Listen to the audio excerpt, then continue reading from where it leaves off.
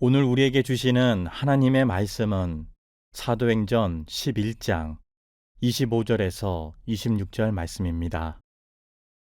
바나바가 사울을 찾으러 다소에 가서 만남에 안디옥에 데리고 와서 둘이 교회에 1년간 모여 있어 큰 무리를 가르쳤고, 제자들이 안디옥에서 비로소 그리스도인이라 일컬음을 받게 되었더라. 아멘. 얼마 전 미국의 한 오디션 프로그램에 아주 특별한 지원자가 등장을 합니다. 현대차의 미국 계열사에서 개발한 사족 보행 로봇들이 등장을 합니다. 이들이 음악에 맞춰서 군무를 추는데 마치 아이돌 그룹이 춤추는 것 같은 아주 정교하고 리드미컬한 동작에 거기에 모인 심사위원들과 관객들이 대단히 놀라워했답니다. 이제는 사람이 아닌 로봇이 춤을 추고 그것에 환호하는 세상. 이처럼 세상은 너무 빠르게 변하고 있습니다. 어떤 말까지 있습니까? 오늘의 첨단이 내일이면 구식이 되는 시대를 우리는 살고 있습니다. 이렇게 정말 급변하는 세상에 우리가 어떻게 살아야 될까? 전문가들이 이런 조언을 합니다. 이제는 뻔한 것으로는 안 됩니다. 남들과 다른 길을 찾아서 과감하게 가보십시오. 남들이 가지 않는 길, 평범하지 않은 길을 과감하게 가봐라. 그런데 이게 꼭 세상에서만 얘기가 아닙니다. 성경에도 보면 하나님께서 특별히 도우셨던 인생들의 공통점이 있어요. 어떤 인생들을 도우셨나 이렇게 찾아보니까 세상에서 말하는 상식과 다른 길을 걷는 사람들을 하나님이 도우셨어요. 세상에서 이렇게 사는 게 성공하는 거야, 이렇게 사는 게 잘 사는 거야 라는 가르침과 다르게 살아가는 사람들을 하나님이 그 시대마다 도우시더라. 그러면 결국 우리는 잘 살고 하나님의 도움을 받는 인생이 되기 위해서 오늘 설교 제목처럼 우린 뻔한 인생 갖고 안 돼요. 다른 인생길을 걸어야 돼요. 정말로 세상이 가르치는 거와 다른 인생길을 걸었지만 너무나 잘된 사람들의 이야기가 성경에 많이 소개되는데, 그 중에 사도행전 11장에 나오는 이 사람들의 이야기를 소개해 드리려고 해요. 오늘 본문은 예루살렘 교회의 스데반 집사가 돌에 맞아 순교를 하지요. 이때부터 엄청난 핍박이 예루살렘 교회의 박해가 시작이 됩니다. 그런데 그 예루살렘 교회를 박해하는 강도가 얼마나 셌는지 성도들이 더 이상 견디지 못하고 예루살렘 교회를 도망치기 시작해요. 너무 박해가 심하니까. 예수를 믿는다는 이유 하나 때문에 자신들의 고향, 삶의 터전을 다 버리고 뿔뿔이 흩어지게 된 거예요. 그러면 박해 때문에 할 수 없이 도망치다시피 해서 멀리 외국으로 도망간 이들은 그곳에서 어떤 삶을 살고 있을까? 오늘 성경은 그걸 소개하는 거예요. 놀라운 것은 예루살렘 교회를 떠났던 많은 성도들이 뿔뿔이 흩어졌지만 어느 누구도 이게 뭐야? 하나님 왜 이래? 이렇게 하나님을 원망하거나 또는 자신들의 현실의 문제 앞에 절망하는 사람이 하나도 없었어요.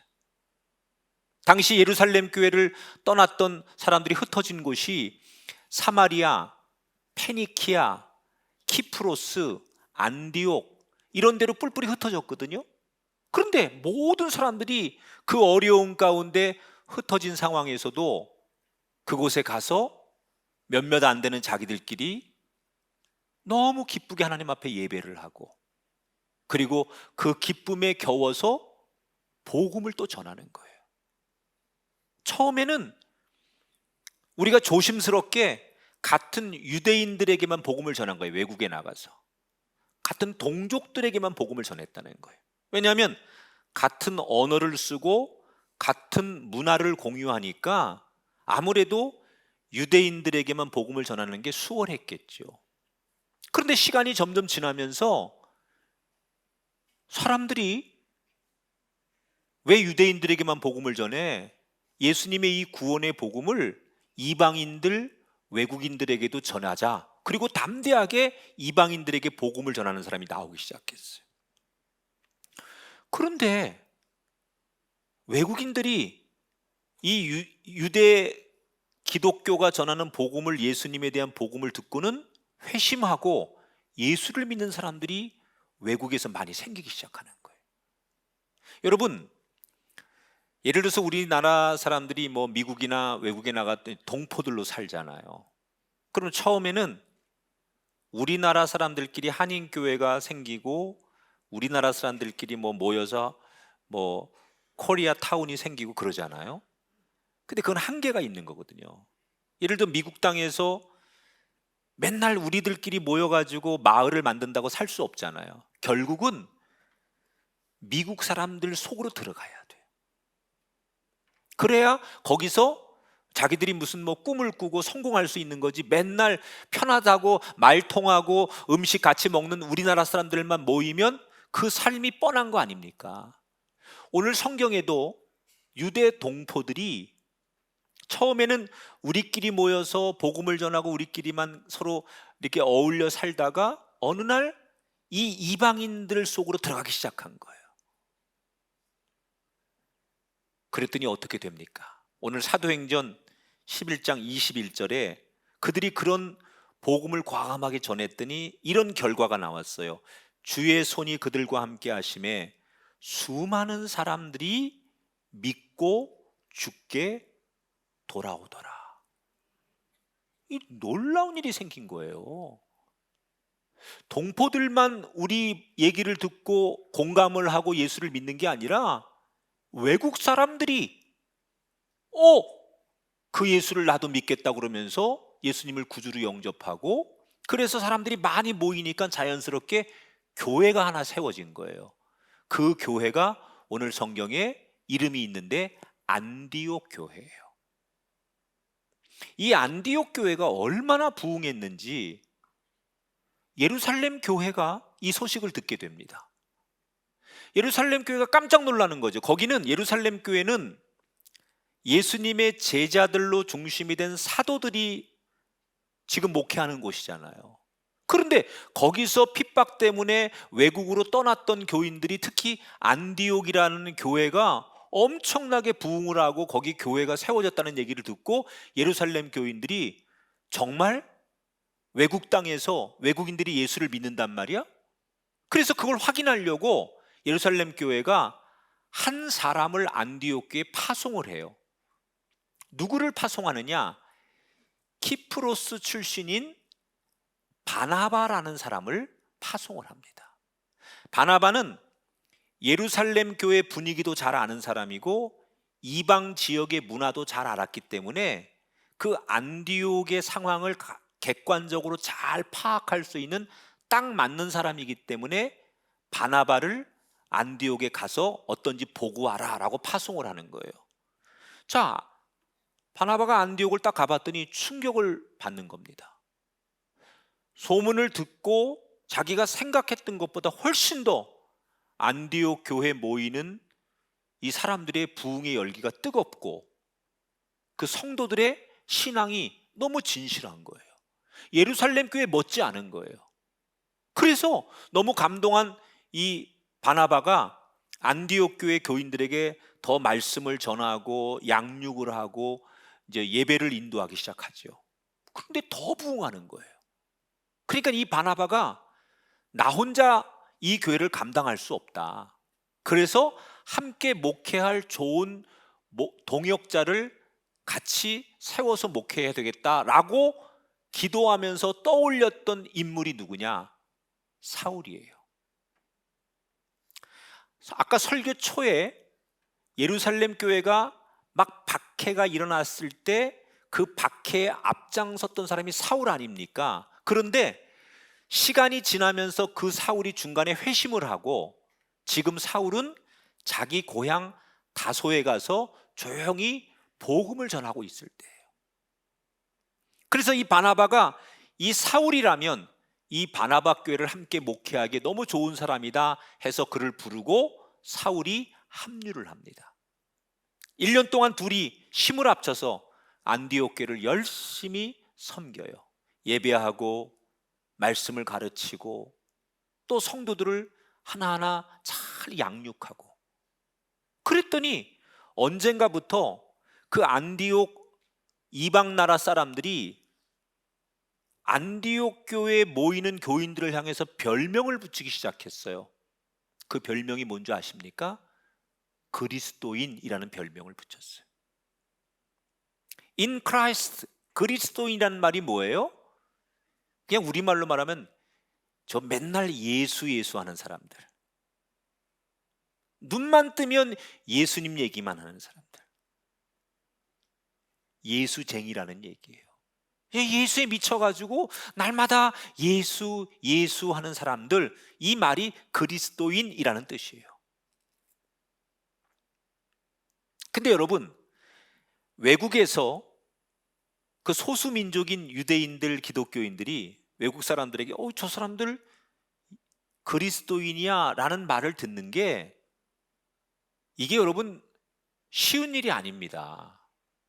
우선 안디옥이라고 하는 도시는요, 당시에 로마 제국에서 세 번째로 큰 도시입니다. 그러니까 어떤 문헌에 보니까, 찾아보니까 당시에 한 50만 명 정도가 살던 도시라고 하니까 거대한 도시거든요. 2000년 전에 전 세계에서 사람들이 다 모이는 국제적인 도시예요. 그러니까 거기에서 살아남으려면 소수민족인 유대인들은 그들의 문화와 그들이 섬기는 신을 믿어야만 성공할 수 있는데, 다수가 믿는 신이, 또 다수가 살아가는 그 거대한 도시에서 아무도 인정하지 않는 예수님을 믿으면서 예수 믿는 사람이라는 자기의 정체성을 드러낸다. 그건 어떤 걸 의미하는 걸까요? 세상적으로는 사람들에게 사회적인 관계를 포기할 수 있는, 정말 한쪽에서는 사람 취급받지 못하는 상황이 될 수도 있는 거예요. 또 유대인들은 같은 동족이지만 구약의 모세가 준 율법만을 대부분 유대인들은 받아들이고, 그래서 유대교인데 예수 그리스도, 이분을 믿어야 구원받는다는 이 기독교적 가치를 아직 받아들이지 않는 같은 동족들이 많았어요. 그러니까 동족들로부터 예수 믿는다는 이유로 버림을 받고, 안디옥이라는 외국 사람들에게도 버림을 받고, 거기서 예수의 정체성을 드러낸다는 게 그렇게 쉬운 일이 아니라는 거예요. 그런데 안디옥 교회는 그 어려움 속에서도 그 일을 너무너무 잘하는 거예요. 어떻게 안디옥 교회가 그렇게 그 불리한 조건과 상황에서도 아름다운 신앙의 열매를 맺을 수 있었을까? 가장 첫 번째 이유는 하나님이 그들을 도와주셨기 때문이에요. 그런데 우리가 절대로 요 이야기 속에 잊으면 안 되는 이야기가 있습니다. 그게 뭐냐? 지금 안디옥 교회 교인들은 예수를 믿는다는 이유로 예루살렘에서 도망쳐서 지금 안디옥에 온 거 아닙니까? 그러면 이 사람들은 트라우마가 있는 거예요. 세상이 무섭고 두렵고 낯선 나라에서 외국인들이 많은 이 소수민족으로 살면서 위축돼요. 그리고 두려워요. 눈치를 봐야 돼요. 그런데 이 사람들은 전혀 위축되거나 두려워하지 않고 당당하게, 얼마 안 되지만, 숫자가 얼마 안 되지만 그 외국 사람들에게 이방 나라에서 당당하게 예수 믿으십시오라고 복음을 전하고, 그 복음을 전하는 대로 살아가는 모습. 상식적으로는 위축되고 약간 눈치 봐야 되는 상황인데도 뭐가 그렇게 당당한지 당당하게 그 세상을 향해서 도전하는 그 당돌한 모습을 하나님께서 주목하시고 기뻐하셨다는 거예요. 이게 포인트예요. 하나님이 뭘 보셨느냐? 위축되고 오히려 기가 죽어야 될 그들이 그 거대한 세상을 향해서 당당하게 도전하는 그 아름다운 모습이 하나님 보실 때는 그들을 주목하셨던 이유가 될 수 있다. 사람이 살다가 보면 어려울 때가 오잖아요. 근데 그 어려움을 이기고 결국 잘 되고 싶으면 뭘 해야 되느냐? 어려울수록 도전해야 돼요. 근데 사람은 마음같이 그게 안 돼요.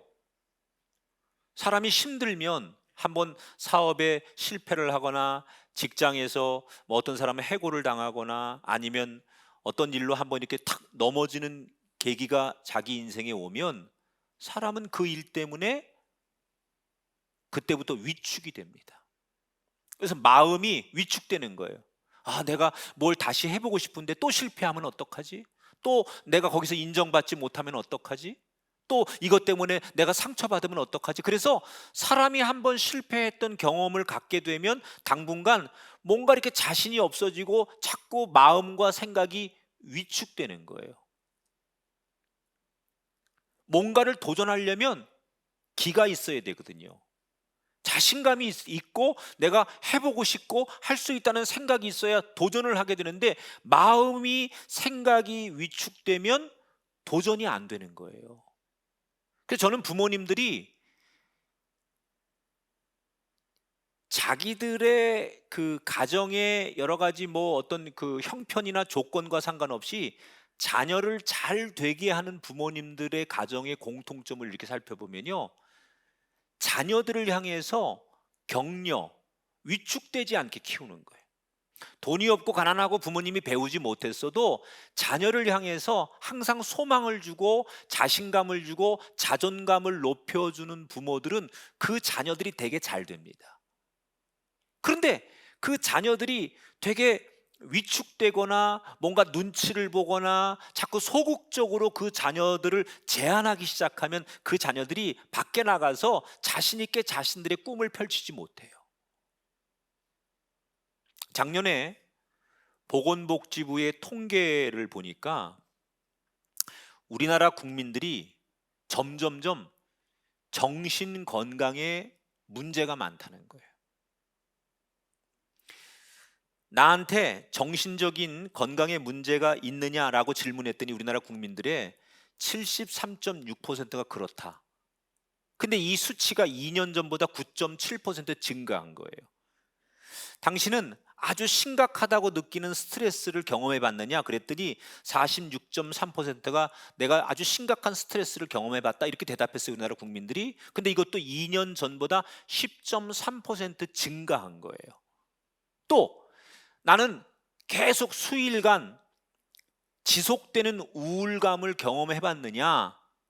우울증이 당신이 뭔지 아느냐? 그랬더니 아, 나는 우울증을 경험해 봤다라는 그 비율이 40.2%인데 이게 4년 전 조사했을 때보다 10.2% 증가한 거예요.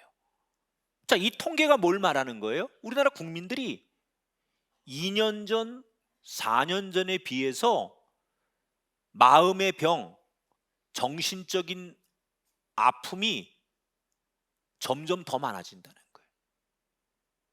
왜 이렇게 정말 여러분 물질적으로 풍요로워지고 여가를 활용할 게 많고 우리가 복지도 정말 좋아지고 즐길 거리가 많은 세상에 살면서 왜 우리는 현대인들은 점점 더 마음의 병, 우울감 이런 건 더 많아질까? 왜 사람들이 점점 위축될까? 이 사람이 꿈이 많은 사람이 뭐를 도전하다 보면 세상이 내 마음대로 안 되는구나. 이게 평범하게 살아갈 때는 그저 소소하게 나는 오늘 하루가 행복해, 이런 걸 느끼는 사람은 별로 좌절도 안 합니다. 그런데 워낙 꿈이 많고 큰 일을 해보겠다고 도전하면 세상의 벽이라는 게 이게 장난이 아니구나라는 걸 느끼게 되거든요. 그러니까 현대인들이 뭐 돈을 벌고 싶다든지 성공하고 싶다든지 내가 남들만큼 살고 싶다는 이런 계획들이 구체화되면서 내가 그런 것을 이루어 보려고 노력하는데 이 세상이 만만하지 않다는 걸 자꾸 경험하는 거예요. 젊은 세대들이 대학을 나와도 취업이 안 되잖아요. 자식을 낳아서 키우고 싶지만 자식 하나한테 평생 부모가 쏟아부어야 될 에너지가 너무 많으니까 자식 안 낳고 내 인생도 살기 힘든데 내가 자식을 낳아서 얘를 행복하게 잘 키울 자신이 없으니까 젊은이들이 결혼해도 애를 안 낳는 거 아니에요. 세상이 만만하지 않다는 걸 느끼는 거예요. 그러니까 자꾸 위축되는 거죠.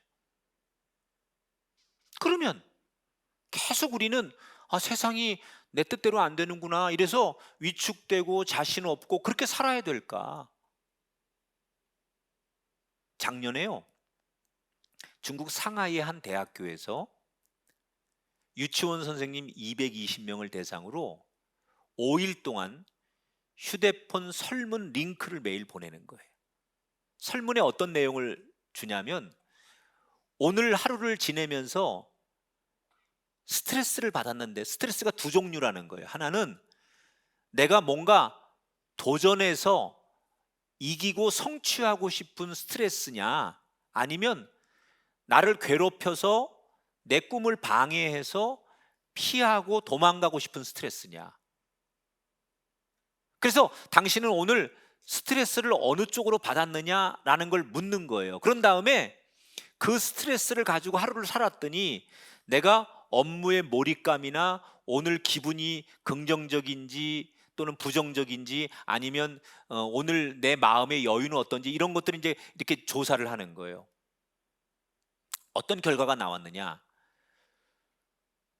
도전할 때 받는 스트레스를 느낀 날에는 업무 몰입도가 높아지고 자기 기분도 긍정적인 쪽이고 마음도 여유가 많이 생기더라는 거예요. 그런데 뭔가 내 꿈을 방해하는 스트레스를 많이 받는 날에는 일에 대한 몰입도도 떨어지고 기분도 되게 우울하고 내 마음에 여유가 없더라는 거예요.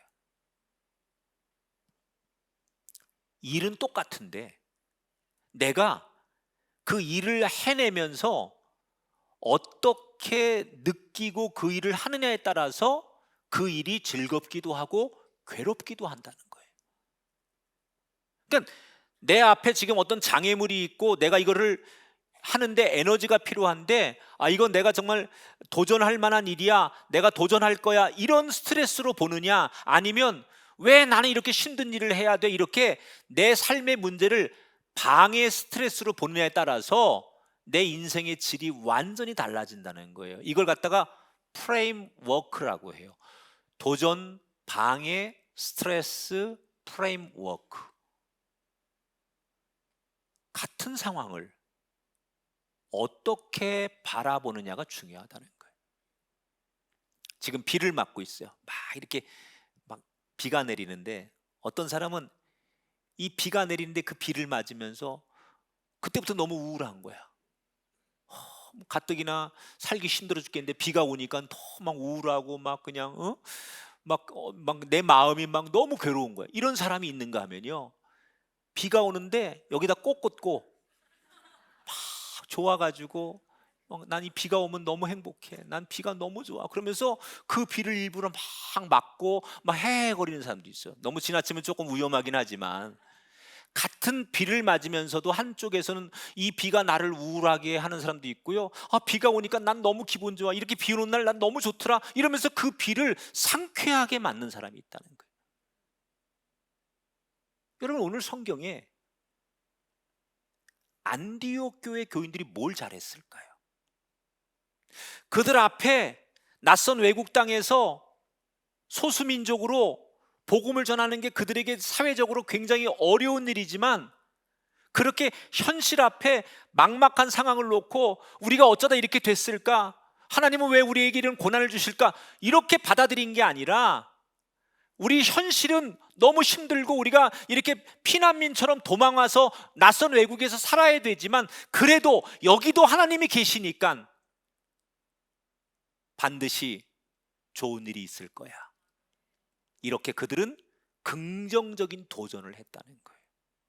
다시 말하면 자신들의 문제를 도전의 스트레스로 받아들였기 때문에 하나님께서 그들을 계속해서 축복하셔서 잘 될 수밖에 없었고, 그들은 예루살렘 교회 못지않은 안디옥 교회의 부흥을 이룰 수 있었다.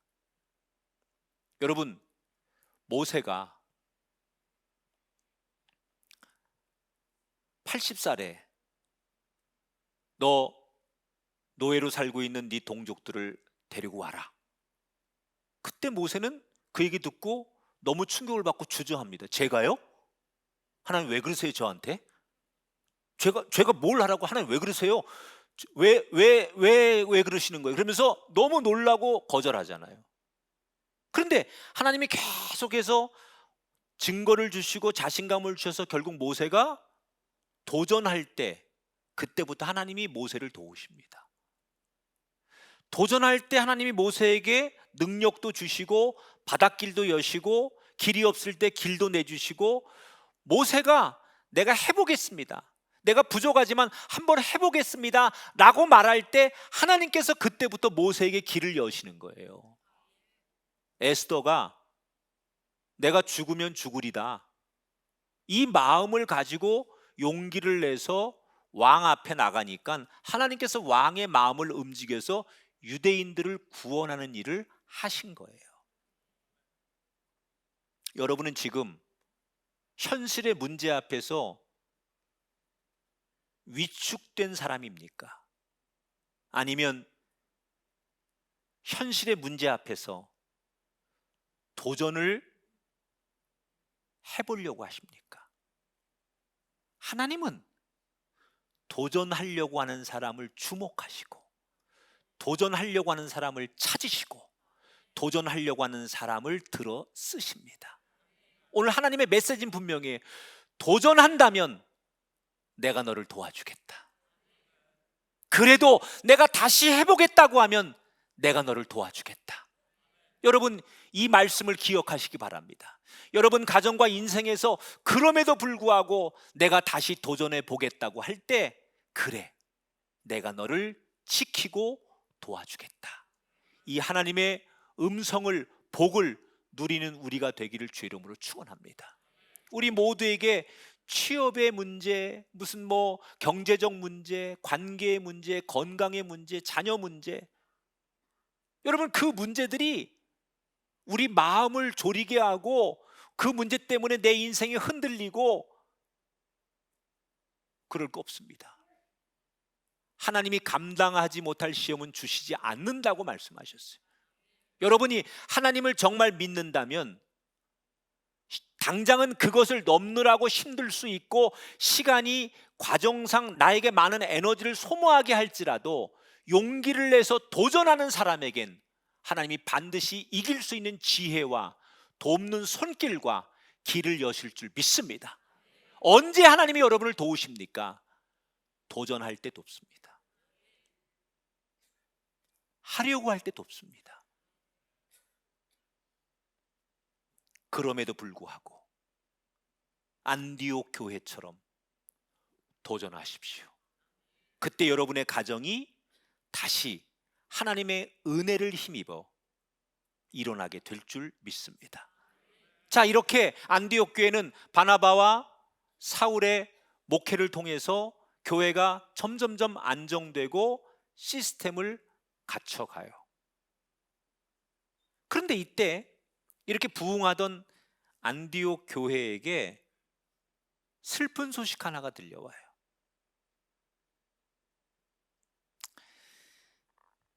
이건 이제 역사 이야기입니다. 주후 41년경에 그 이집트 부근에 큰 기근이 옵니다. 이게 한 10년간 지속돼서 시리아, 그리스, 유대 지역, 로마의 동쪽 전체가 한 10년 동안 굉장한 기근에 휩싸입니다. 그때 예루살렘이 이 기근에 아주 힘든, 그러니까 교회는 있지만 너무 흉년이 들고 기근이 오래되다 보니까 예루살렘 교회가 너무 어려운 거예요. 여러분, 우리가 살다 보면 내가 잘못해서 어려움을 겪는 경우도 있지만 나는 열심히 사는데 지금처럼 무슨 뭐 미중 간의 무역 갈등이라든지 무슨 우리가 감당할 수 없는, 지금 뭐 이스라엘과 이란의 이런 갑자기 전쟁으로 인해서 유가가 급등하면서 이거는 우리가 감당할 수 있는 게 우리의 선택이 아니잖아요. 우리가 그런 상황에 직면할 때가 있어요. 갑자기 뭐 가뭄이 오거나 태풍이 와가지고 우리가 어쩔 수 없는 상황이 오듯이 안디옥 교회, 예루살렘 교회 그런 걸 만나는 거예요. 예루살렘 교회가 너무 그 기근이 심하니까 예루살렘 교회가 교인들이 힘드니까 교회도 어려운 거예요. 이 소식을 안디옥 교회가 들었어요. 저 외국에 있는 안디옥 교회가 그 소식을 듣고 오늘 성경에 보니까 그들이 이렇게 행동을 합니다. 29절 30절, 제자들이 각각 그 힘대로 유대에 사는 형제들에게 부조를 보내기로 작정하고 이를 실행해서 바나바와 사울의 손으로 장로들에게 보냈다. 자, 안디옥 교회는 저 외국에 있는 지금 교회잖아. 예루살렘에서 떨어져 나온. 그런데 자기 모교회 같은 예루살렘 교회가 어렵다는 얘기를 듣고 그 외국에 있는 교회 교인들이 뭘 해요? 십시일반 구제 헌금을 모으는 거예요. 그래서 바나바와 그 사울에게 그 헌금을 주면서 이거를 예루살렘 교회에 갖다 전하라고 전달을 합니다. 여러분, 이게 별거 아닌 것 같지만 엄청난 일이거든요. 왜냐하면 안디옥 교회는요 그렇게 넉넉한 교회가 아니에요. 내가 이 설교를 준비하면서 이런 생각을 해봤어요. 지금 우리가 아프리카 토고에 뭐 선교를 하기 위해서 지금 1억의 헌금을 보내기 하는데 거기 학교 무슨 강당을 짓는 거를 우리가 지금 하고 있는데 우리 교회가 어렵다고 해서 아프리카 원주민들이 우리한테 헌금을 해가지고 보내면 그 엄청난 그 받아야 돼 말아야 돼. 그런 일이 있는 게 좋은 거야 아니에요? 아무튼 뭐 그런 일이 있는 거예요. 당시 안디옥 교회는요 어떤 역사적 문헌에 의하면 교인들의 3분의 2 정도가 하층민과 노예였대요. 그러니까 이 사람들은 하루 벌어서 겨우 하루하루를 살아가는 넉넉하지 않은 사람들이 안디옥 교회 교인들이었다는 거예요. 근데 그 사람들이 예루살렘 교회가 어렵다는 얘기를 듣고 그 어려운 생활 가운데도 망설이지 않고 자신들의 것을 어려운 가운데 기꺼이 나누었다는 거예요. 자, 그러니까 어떻게 되느냐? 이때부터 예루살렘에서 나온 여러 교회들이 있었어요. 그런데 그 중에 안디옥 교회가 영향력이 제일 커지는 거예요. 예루살렘 교회가 최고의 영향력 있는 교회였는데 그 최고 영향력 있는 교회를 섬기고 구제 헌금을 보낼 만큼 안디옥 교회가 성장하고 성숙하니까 자연히 예루살렘 교회 못지않은 영향력이 안디옥 교회에게 생긴 거예요. 더 중요한 건 뭔지 아십니까? 그런 안디옥 교회 교인들이 시간이 갈수록 하나님께서 더 풍성한 축복을 주셔서 그들이 나누고도 그들의 삶은 더 하나님 앞에 풍성해졌다는 거예요. 제가 이 말씀을 왜 드리느냐? 지금 제가 드리는 이 이야기가 하나님의 원리예요. 따라합시다. 하나님의 원리. 하나님의 원리가 뭐냐? 어렵더라도 나누면, 힘들더라도 섬기면 하나님은 반드시 더 큰 것을 채워주신다. 이게 하나님의 원리예요. 자, 여러분들이 이제 이게 공감이 안 되는 것은 여러분들은 세상의 원리를 많이 듣고 세상의 원리를 많이 접촉하기 때문에 그래요. 세상의 원리는 뭐죠? 경영학에서 이 뭐 시장 경제 원리 가운데 세상의 원리는 간단해요. 이기려면 더 많이 가져야 되고, 이기려면 상대를 밟아야 되고, 요즘처럼 불황에는 내 것을 지켜야 되고 더 많이 움켜져야 되는, 이게 세상의 원리예요. 맞죠? 세상은 그래야 돼. 그게 세상의 원리예요. 근데 우리는 하나님을 믿는 사람들이잖아요. 그러니까 이게 참 힘든 거예요. 때로는 우리들에게 하나님의 원리와 세상의 원리가 같으면 좋을 텐데, 때로는 하나님이 말하는 원리와 세상의 원리가 충돌하는 거예요. 도대체 뭐가 맞는 거야? 난 세상에 살면서 하나님의 원리대로도 살아야 되고, 그렇게 살자니 세상의 원리를 무시하는 게 너무 두렵고, 그러니까 이게 사람이, 우리가 신앙생활하는 게 점점 힘든 거예요. 그러면 이걸 확인해야 되잖아요. 도대체 뭐가 맞는 걸까? 여러분, 이걸 어떻게 점검해야 되느냐? 지나간 역사를 보셔야 돼요.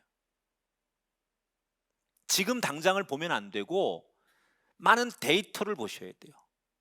수없는 인류의 역사 속에 결국 어떤 원리가 맞습니까? 인간의 원리가 세상의 원리가 맞지 않아요. 시간이 지나 보니까 역사는 결국 하나님의 원리대로 돼요. 그러니까 지금은 우리가 어떤 게 맞는지 모른다면, 과거에 흘러온 역사 속에 수없는 이런 일들이 통계를 낸 것을 보면서 어떤 게 맞는지를 우리가 결정을 해야 돼요. 사도행전 9장에 보면 다비다 이야기가 나오잖아요. 다비다는 자신이 잘하는 바느질 솜씨를 가지고 자기보다 더 어려운 과부들을 위해서 옷을 만들어서 나눠줘요. 자기도 가난한 과부인데 자기가 더 어려운 과부들에게 이 옷을 만들어 나눠줘요. 하나님의 원리대로 살아보는 거예요. 그런데 어떻게 됩니까? 다비다가 죽었을 때 하나님께서 그 다비다를 다시 살려주십니다. 아무리 세상이 변해도요, 하나님의 원리는 바뀌지 않아요.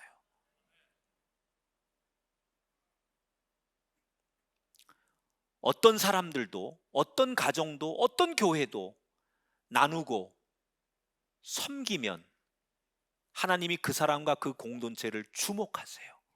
그리고 결국 더 풍족하게 만드세요. 제가 예전에 저 지방에 집회를 가게 됐는데, 어느 날 한 집사님이 담임 목사님하고 강사님 접대를 하겠다고 나왔어요. 근데 저는 이제 보통 그래도 좀 교회가 이렇게 좀 사이즈가 있고 하니까, 제가 주로 사람들을 접대를 할 때는 뭐 이렇게 가격과 상관없이 좋은 걸 드시라고 접대를 하는 편인데, 남들이 저를 접대할 때는 제가 이렇게 가격을 우선 봅니다. 내가 돈 내는 거 아니니까. 그래서 제일 그냥 이제 저렴하고 또는 이렇게 비싸지 않은 걸 저는 주문하게 해요. 왜냐하면 제가 그렇게 음식을 많이 먹는 사람도 아니지만, 그 뭐 그렇게 그냥 마음을 받으면 됐지 뭐 비싼 거를 먹고 그럴 이유가 없어요. 대개는 이제 그렇게 해서 제가 이제 그 가격표를 먼저 보는데, 보니까 식당이 굉장히 가격이 꽤 나가는 식당이에요. 근데 그 집사님이, 강사님 오늘 제일 좋은 거 시키세요. 그리고 자기 담임 목사님한테도 오늘 이 식당에서 제일 비싼 거 시켜주세요. 그러는 거예요 자꾸. 근데 내가 이렇게 보니까 집사님이 그렇게 넉넉해 보이는 분이 아니야. 그래서 아유, 마음은 감사한데 저 뭐 음식을 많이 안 먹으니까 기본만 시켜주세요. 기본만. 그랬더니 이분이, 아, 강사님 왜 내가 복 받을 일을 하는데 왜 자꾸 제 복을 가로막으십니까? 그러면서 안 된다고 제일 비싼 거 시키려는 거야. 그래서 결국 제일 비싼 거 시켰다. 제일 비싼 거 시켰어. 근데 이제 뭐 음식도 많이 남을 것 같고 뭐 하여튼 그랬는데, 이분이 식사를 하면서 그러는 거예요. 강사님, 제가 죄송해요. 이렇게 자꾸 고집을 부려서. 그러면서 자기 이야기를 하는 거예요. 자기 간증이 있어, 이분이. 이분은 그 지방의 조그만 도시에서 떡집을 운영하세요. 그런데 요즘 사람들이 떡을 안 먹잖아요. 그러니까 옛날보다는 떡을 찾는 사람들이 없으니까 점점점 떡집이 경기가 어려운 거야. 그리고 그 지역 사회에서만 떡집을 운영하니까, 옛날에는 뭐 명절 때도 잘 되고 사람들이 떡을 좋아해서 떡집이 제법 잘 됐는데, 점점점 어려우니까 요즘 이제 떡집을 그만두고 다른 직업을 찾아야 되나 이렇게 고민을 하고 있을 때예요. 그런데 어느 날 교회에서 전화가 왔어요. 이 집사님한테. 뭐라 그러냐, 교회에서 독거노인들하고 어려운 이웃들에게 선교를 하기 위해서 한 달에 2번씩 떡을 해가지고 그분들에게 나눠주기로 했는데, 집사님 떡집 하니까 한 달에 한 번은 떡을 해가지고 우리한테 이렇게 좀 봉사하면 어떻겠느냐, 집사님 떡집 하니까 그 좋은 일 좀 해라 그러더라는 거야. 근데 이 집사님 너무 속상하더래요. 자기는 지금 떡집이 안 돼가지고 이거 그만둬야 되냐 이러고 있는데, 교회는 자기 사정도 모르고 떡집 하니까 떡 해가지고 이렇게 좋은 선교하는데 좀 봉사하라니까는 마음이 너무 불편했는데, 교회가 시키는 일이니까 그냥 얼떨결에 예 그리고 기뻐하지 않는 마음으로 순종을 했다는 거예요. 그래서 떡을 이제 뭐 이렇게 뭐 그분 말로 한 60개씩 만들어 가지고 교회에다 갖다 주면 교회가 독거노인들이나 어려운 이들에게 그 떡을 나눠주는 거예요. 그러면서 그냥 그렇게 기도했대요. 하나님, 뭐 이렇게 하면 하나님께서 저를 설마 굶기진 않으시겠죠? 이렇게 이제 약간 애교 섞인 투정의 기도를 드리면서 그 떡볶이 봉사를 하는 거예요. 근데 한 6개월 정도 그렇게를 했는데 이상한 일이 벌어지기 시작하더래요. 이 어느 날부터 전화로 또는 인터넷으로 사람들이 자기 떡집에 떡을 주문하기 시작하는데, 자기 동네가 아닌 타 지역에서 떡을 주문하더라는 거야. 서울, 뭐 인천, 부산, 뭐 특히 안산, 이렇게 떡을 주문한다는 거야. 아니 자기는 평생 그 지방에서 그 기껏해야 자기가 아는 동네 사람들이 떡집을 이용했던 그런 떡집인데, 난생 처음 타 지역에서 떡을 주문하더라는 거야. 이게 어떻게 된 걸까? 희한하기 시작한데 나중에 의문이 풀렸어요. 교회에다 떡을 갖다 줬을 거 아니에요? 교회에서 여러 뭐 어려운 사람이 떡을 줬는데 이 떡이 너무 맛있는 거야. 떡이 진짜 맛있는 거예요. 그래가지고 이 떡을 먹은 사람들이 너무 맛있다고 소문을 내고 이 떡을 또 누군가에게 나눠주고 뭐 자식들이나 누구한테 가족들에게 떡을 소개하니까 이 떡을 먹어본 사람들이 이 떡 어디서 만드는 거예요? 야, 나 이 떡 시켜야 되겠다. 그래가지고 이게 넘어서 떡이 다른 지역에서 사람들이 이거를 주문하기 시작하면서 이게 인플루언서들에게 화제가 되기 시작한 거예요. 맛집 무슨 먹방 투어 이런 거에 걸린 거야. 그래서 그 사람들이 맛집 무슨 투어에 어디 가면 맛있게 떡을 만드는 집을 소개하면서 이게 사람들에게 인지가 되면서 대박이 나기 시작한 거예요. 이분 얘기로 봉사를 하기 전보다 이 떡을 무료로 봉사하고 나서 자기 떡집 매출이 5배가 올랐다는 거예요. 아멘 안 해도 괜찮아요. 그러면서 이분이 식사를 하면서, 목사님, 저는 너무 신기합니다. 그냥 내 의지가 아니라 교회를 통해서 섬겨봐라 라고 해서 억지로 저는 섬기고 봉사했을 뿐인데 오히려 그것 때문에 우리 가정이, 우리 가게가 살아났습니다. 전 그때 느꼈습니다. 억지로라도 섬기라 하시면 섬겨야 됩니다. 내가 힘들고 어려워도 너 나눠라 하시면 저는 나누는 게 복인 줄 압니다. 여러분, 강물이 신선할 수 있는 이유는 물을 가두지 않고 그 물을 흘려보내기 때문입니다. 유속이 느려지거나 그 물이 멈추게 되면 그 물은 썩어버리는 거예요. 내 손에 꽉 움켜쥐려면 다 놓치게 되는 거예요. 오히려 내가 기꺼이 놓고 비우면 하나님이 그 손에 더 가치 있고 아름다운 것을 채우시는 것, 그것이 하나님의 원리입니다. 그리고 역사는 그 원리에 의해서 만들어졌고 그 원리가 지배를 하고 있습니다. 혹시 여러분에게 살면서 내 형편도 모르고 하나님이 누구를 통해서 네가 한번 섬겨봐라, 네가 한번 나눠봐라 그렇게 말씀하실 때, 내 형편 내 삶이 어려운데요 이렇게 말하지 말고 작은 것이라도 나누고 섬겨보십시오. 여러분, 물질만 나누라는 게 아니에요. 여러분의 시간, 재능, 따뜻한 마음과 관심을 나누면 되는 거예요. 그러면 반드시 여러분의 인생에 하나님께서 빈손을 채우셔서 더 잘되게 할 줄 믿습니다.